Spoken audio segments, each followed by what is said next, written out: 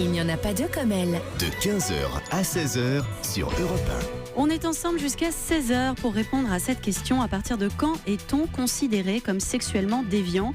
Et justement, j'accueille Benjamin Muller. Bonjour. Bon, justement. J'aime bien dire justement Voilà, à chaque fois que je vous accueille. Alors, vous allez nous parler, vous, de nos fantasmes avec cette question.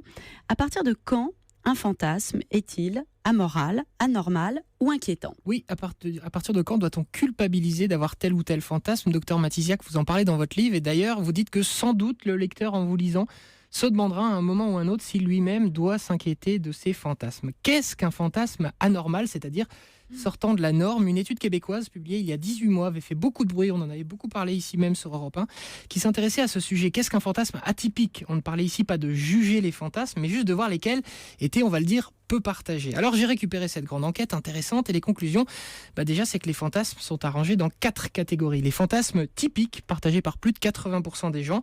Alors l'auteur de l'étude donne des exemples. Avoir des relations sexuelles dans un endroit romantique revient le plus souvent chez les femmes, alors que les hommes, eux, c'est recevoir du sexe oral ou avoir une relation avec 2 femmes. On voit déjà les différences hommes-femmes. 2, les fantasmes communs. Environ 50% des gens ont ces fantasmes-là.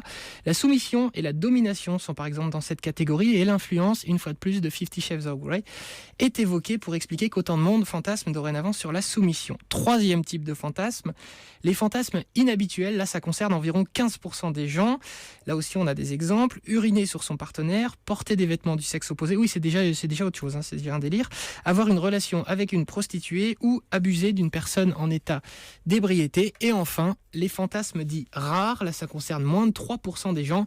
Ouais. La pédophilie ou les relations sexuelles avec des animaux. Alors, les grandes conclusions de cette grande enquête sur les fantasmes, déjà, c'est que la grande majorité des gens ont des fantasmes qu'on va qualifier de soft, classiques. L'autre conclusion, c'est que les hommes ont plus de fantasmes et les rapportent avec une plus grande intensité que les femmes. Déjà, on le voit sur le fantasme numéro 1 cité par les femmes, faire l'amour dans un endroit romantique, c'est assez vague, alors que l'homme, quand il parle d'une fellation, c'est très concret.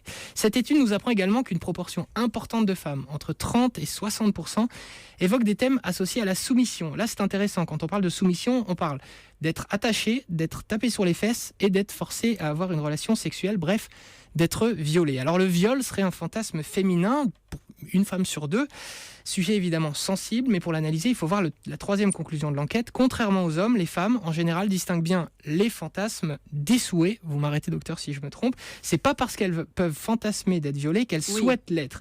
Alors que les hommes, nous dit l'enquête, quand ils fantasment un plan à 3, ils aimeraient bien le faire, ce plan à 3. Et enfin, dernière conclusion, la présence du partenaire amoureux est significativement plus grande au sein des fantasmes féminins que masculins, ce qui veut dire que les hommes en couple fantasment plus à propos de relations extra-conjugales que les femmes en couple qui fantasment sur leur mari. Voilà une chronique dont je recommande à nos auditeurs de parler ce soir à la maison avec leur conjoint.